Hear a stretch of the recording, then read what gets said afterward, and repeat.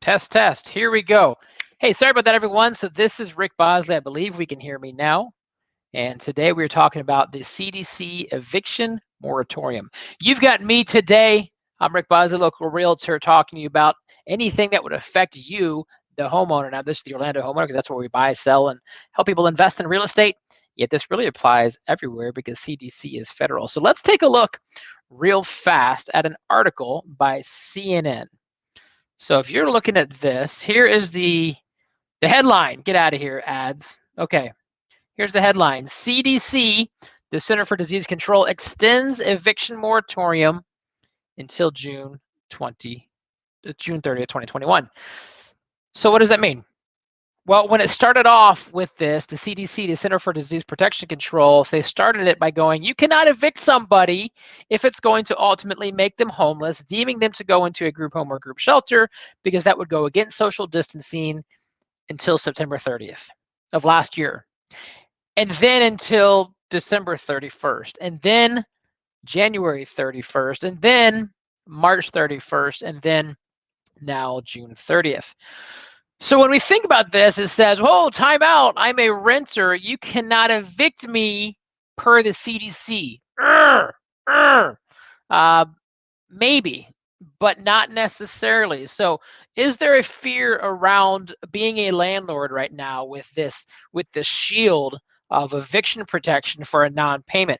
Let's look into it a little bit. And I had a conversation with Jason O'Neill, and Jason's from the Cornerstone Law Firm right here in Orlando, Florida. He wasn't able to jump on, but he did give me some great insight. And let me share with you a little bit about what he said. So I'm going to read you my notes here. Let me see if I can pull them up. What's up, John Maddox? So yeah, this is the moratorium stuff, and it's a federal, it's CDC. Now there is some jurisdiction happening with different cases against each state court. So I'm pulling up my notes here. But in the meantime, here it is. I got it. There's in Texas, a case that overturns that said it's unconstitutional for the CDC to do this. Federal court found it to be unconstitutional. They're overtaking this. In Florida, there are still evictions happening. Before COVID, it used to take Jason an average, or other people, an average of 17 to 25 days from the point of starting to finishing an eviction. Post-COVID, a little more hoops to jump through, a little more due diligence. It takes 30 to 45 days. Still not as bad as when you read an article from CNN that says evictions are on pause until June 30th. The tenant has to qualify for that. We're going to go through the 5 criteria that make them have to do that. Second myth, it doesn't absolve them from anything. If a tenant has not paid their rent, they still owe the rent due. Now, is the landlord going to get it? Well, maybe not. What happens when someone doesn't pay their mortgage? Well, and now you can get a forbearance, and you can push those mortgage payments and renegotiate it, and one of 3 things may happen. At the end of your forbearance, you'll either pay your lump sum that's due, say, okay, you missed 12 payments of $2,000, now you owe me $24,000. Your forbearance is up. That's one option. Is that likely? I don't think so. Another option says, okay, you missed a year's worth of payments. We're going to tack that year at the end of your loan. So now instead of a 30-year loan, essentially it's a 31. And you just push pause on that for a little bit. That's more likely. Or you could take that $24,000 that we use as an example and say, you've got 18 years left in your loan. Let's just divide that out over the next 18 years, and maybe you pay an extra $30 a month, and that's going to pay us back. So different ways we can do that. That's what homeowners do against banks if they need forbearance. So renters, you can do the same thing with landlords with a moratorium. And moratorium, the definition is just an act of stopping, prohibiting. So it says you got to stop and prohibit evictions. Now let's look at the frequently asked questions here. I'm going to pull this up. That way we can see what we're seeing here. And now we're scrolling. Again, there's 5 things. There we go, frequently asked questions. There's 5 things that are going to qualify someone to doing. So what does the order do? It temporarily halts residential evictions of persons for non-payment from September 4th, and now the new date for this is June 30th. There we go. This means a landlord, owner of residential property, other person with a legal right to pursue Possession Act cannot evict for non-payment of rent for any covered person for any residential property in the U.S. or U.S. territory. We explain with the order. Now, the key word here is covered person. So we say, okay, well, who is covered? Let me peek in here so you can see me a little bit. Who's going to be covered? Let's keep going in this article. Eviction, a CDC eviction. The Center for Disease Control is going, I'm going to play a part in the housing and the HUD and the eviction. Eviction means any action by a landlord, an owner of residential property, or other legal right to evict, remove, cause removal, covered person from residential property. We cannot do that. So here's the 5 things that make you a covered person. If you are a landlord right now and you've got a tenant who is claiming you can't evict me, there's a CDC eviction moratorium. They might be right. If you are a tenant and you're truly hardshiped with the COVID and with the pandemic and everything else, do you qualify? Maybe, maybe not. So here's the first thing. The individual must use best efforts to obtain all available government assistance for rent or housing. If you are a tenant or you have a tenant and you're saying, hey, I can't pay my rent, sorry, but you can't evict me, and you haven't done your absolute best efforts to obtain government assistance and can prove that, you might not be covered, therefore you still can be evicted. And according to the stats we just had, it's going to be anywhere from 30 to 45 days if you're not covered.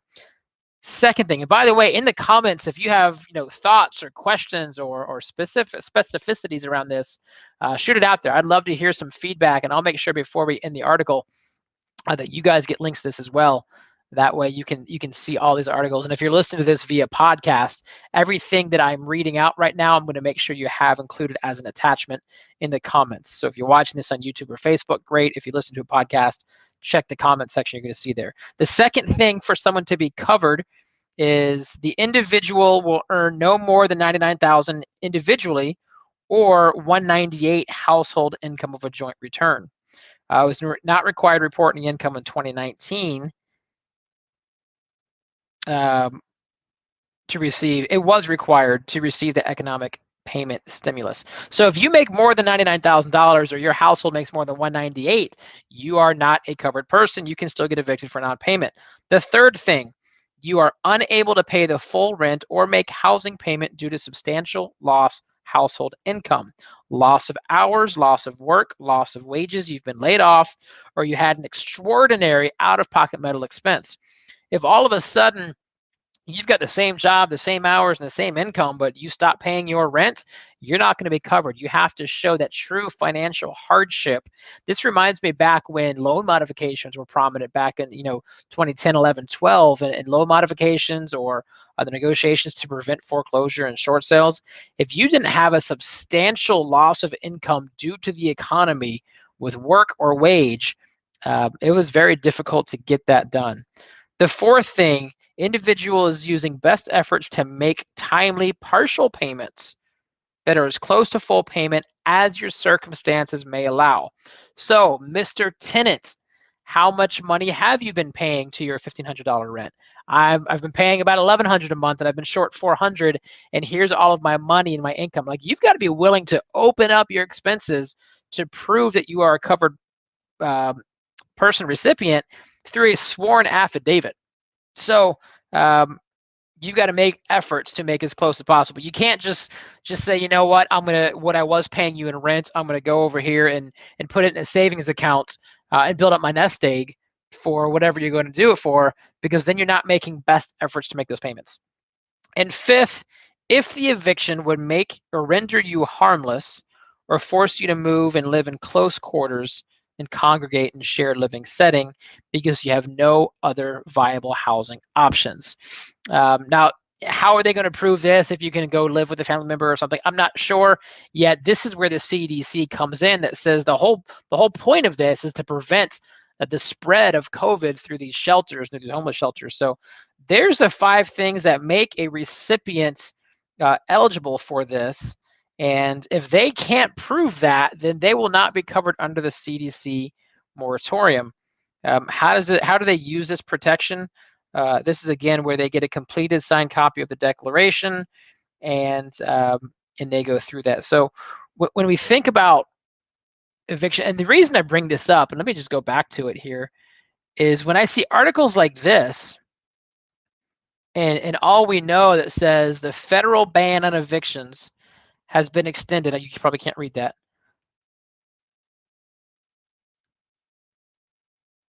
Let's zoom that up. There we go. The federal ban on evictions has been extended yet again. What in the world is happening to this? Bringing relief to tens of millions of renters struggling to catch up. The Center for Disease Control Prevention extended its federal moratorium on eviction for non-payment of rent until June 30th.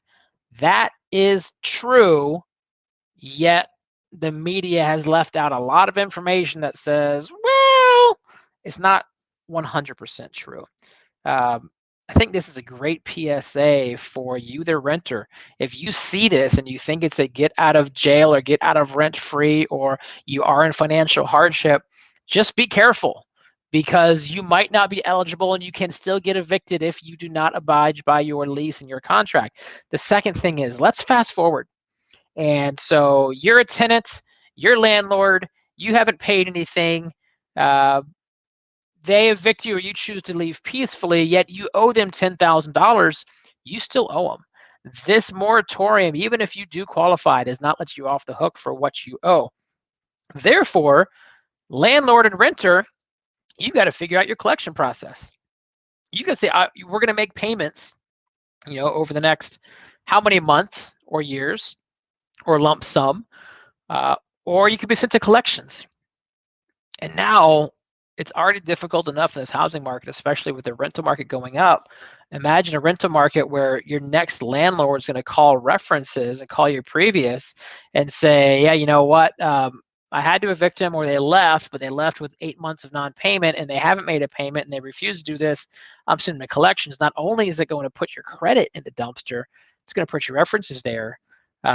So I guess I share this insight to ensure that this isn't a pass. This is a true, legitimate financial hardship through loss of income, wages, hours, massive medical expense, and you've done everything in your power to make it right by paying everything you can to your landlord or going after all the government assistance. And once you do that, you still owe the money back to your landlord. Now, landlords, let's think realistically. You've got a tenant and they legit are in this hardship financially, and they're doing everything they can to pay you, but they're in a tough spot. Number one, can you settle? Can you split the difference? Can you figure out what is the win-win? Can you renegotiate your current lease? Maybe you were getting $1,500. You say, you know what, let's do $1,500, or let's do $1,100, let's do $1,200, and let's extend it out. Let's create a win-win. We'll do $1,200, but now you're taking care of the law. I don't know what that could look like, but I know that if as a landlord, you think of yourself as a bank, and look what the banks are doing. I mentioned in my newsletter, if you guys get my newsletter, it should be dropping in the mail sometime this week. I put the article a little more about this, of what this all means. And there's a thing called cash for keys, and a lot of the banks would do it around foreclosure. So now let's think about the foreclosure era that says, I'm a homeowner. I haven't paid my mortgage, and I get a list pendants file, which essentially I've been filed to get my home foreclosed on. And in that process, the bank says, Mr. Homeowner, we are foreclosing on you. You owe us this, or you're behind on payments. Please leave peacefully. If you can leave peacefully, I will give you a lump sum of money. I will give you $5,000. I will give you $10,000. If you can leave in the next 72 hours by such and such date, and you leave the house in top condition. Now, here's why the banks are doing this, because it's cheaper for them to pay $5 or $10 or however many $1,000 to have someone leave timely without destroying things, and they can move on, the bank can move on, and bygones are bygones. If you're a landlord and you have somebody, a tenant, who is doing their best, or maybe they're not doing their best, but you can give them a cash for keys that says, you know what, Mr. or Mrs. Tenant, I know it's tough, and I know our lease that we signed with $2,000 a month made sense back when we signed it, but right now it doesn't, and you probably need a place that's closer to $1,300 a month. I can't evict you, or I don't want to evict you, and I don't want to do this because I care about you, yet I also can't afford to keep going the way it is. So how about I give you $2,500? I give you $3,000, which covers your first and your last, or your first months in security, to leave peacefully without destroying anything in the next 30 days. I would literally give you this check. I will write you off of all of your debt. I'm not going to go after you for collections. I will give you a good amicable. This is cash for keys. So if you find yourself landlords in a spot or tenants in a spot, before you just kind of put up your walls and say, kick me out or get the heck out, try to have that civil win-win. Because that's what everybody wants. I feel strongly that very few people actually want to stick to the man. Very few landlords want to evict their tenant.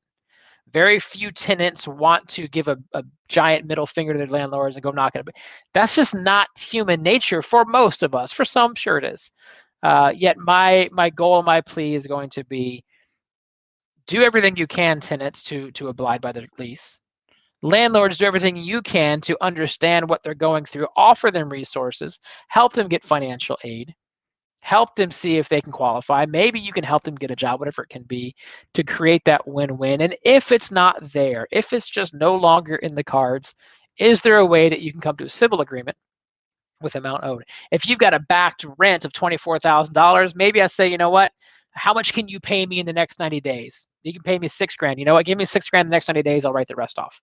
Collection agents do that all the time, right? We see that all the time. If you've got a lump sum of debt, and you can say, I owe $10,000, you can say, you know what? I don't have $10,000, but I'll pay you $6,000 right now. Wipe the rest clean. Collection agencies and credit cards do that all the time. Joe, Jason, I'm not sure anyone said cards. Did I say cards? Maybe I said it's not in the cards. Hey, Richard McKay, what's up, man? Jason Geller, thanks for joining on. If you guys have any questions or thoughts around all of this, I find it kind of fascinating. I find it fascinating because what we hear versus what actually it is are two very different things. If you guys want more help with this, there's all sorts of attorneys and get referrals. I was pleased with my information I got from Cornerstone Law, and here they are. This is Jason O'Neill. Let me see if I can add him to the stream. There we go. So Jason O'Neill from Cornerstone Law. So you can go to Cornerstone ESQS. He's a corporate lawyer right here out of Longwood. He's been featured on WESH TV or WESH TV, WFTV, with the foreclosure debt they didn't owe, and yeah. So check it out if you need a speaking attorney. I was pleased with the information he gave us. This was some of the private messaging he got, where the Turkle versus CDC federal court in Texas found the CDC eviction moratorium was invalid, and Florida has similar language in our state constitution. So these links I'm going to put live for you there. Again, they've got to meet that. They still owe their rent. Investors, be cautious like you always have been, but do not be afraid of what does this mean for your investment and getting paid mortgage. If and when you are investing, then have reserves. Have reserves set up so if something happens for whatever reason, you're not going to end up missing mortgage payments, because you still have an obligation to the bank regardless of what your tenant does.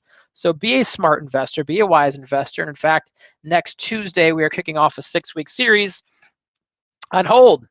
Tuesdays from 1 to 2 for the next 6 weeks. Starting next week, we're doing a hold seminar of how to find, buy, and rent houses for wealth. We're going to talk to you investors or your future investors out there. So if it's something you want to do, don't be afraid, because we just saw everything that must qualify for a certain person to be protected under that CDC eviction moratorium.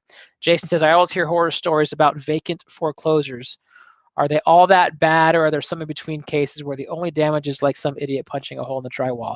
Yeah, Jay, we only hear about the bad stuff. More times than not, it's perfectly fine. I'll tell you, I started real estate back in 2010, and in the 2010 market, about 85% of homes were either foreclosed on or a current short sale. Oftentimes, if back in the day, you could go to Craigslist and people would be selling cabinets. They would strip everything they could from that house. They would sell toilets, because they're walking away from nothing. They can sell a toilet on Craigslist for $50. That's $50 they wouldn't have had. I've seen people with their going away parties where they just trash the house and there's graffiti everywhere. I've seen some people spite the bank, and the worst I saw was pouring cement down the toilet and the plumbing drains. I see that far and few between.